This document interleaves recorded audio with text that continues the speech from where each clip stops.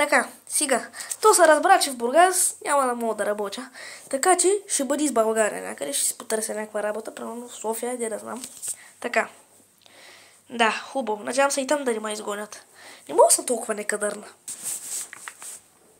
Мамо, ти що носиш перука?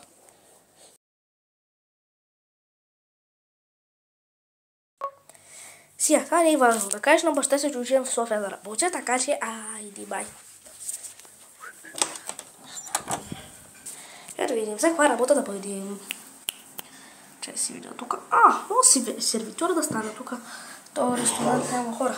Тоест няма сервитьор. Добре, айде. Да бъде първата ми работа. То хубаво ресторанче. Здравейте, може ли да работя при вас, да бъда сервитьорка? Добре, хубаво, бъдете и там сервитьорка, назначаваме ви на работата. Може да бъдете там. Почвайте първата си работа. Ако е първа, хубава супа. Ето ми го и първия клиент. Здравейте, сядайте тук. Сядайте тук на масичката.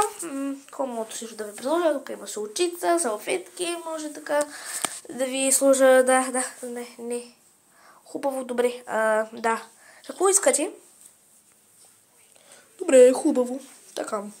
Ще искам супа, си. Ти, Жено, какво ще искаш? Аз ще искам салата, ако може. Какво? Добре.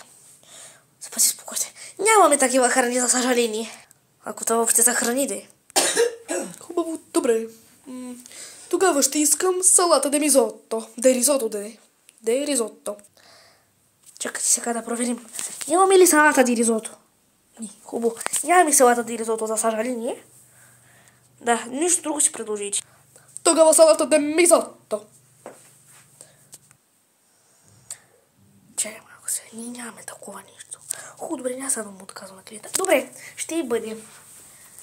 Вие не нищо. Хубаво, добре, хайде. Така, салата де мизотто, бързо. Добре, нямаме такава салата. Чайче, така коса. Добре, измисли там нещо сега. Ето вашата салата де мизотто. Това не е салата де мизотто. Значи, не знам. Аз не знам какво да ви кажа. Значи това казах ти, Людмила. Този ресторант е най-ужасния. Повече тогава да ходим. Една звезда. Ама то нямаше такова че... Махнаха се от ресторанта.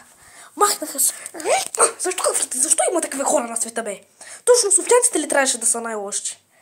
То така си беше, уволнена сте. Значи да му се не види. Ама как може такова малко фенерче или каквото беше това да ма хлопне така силно?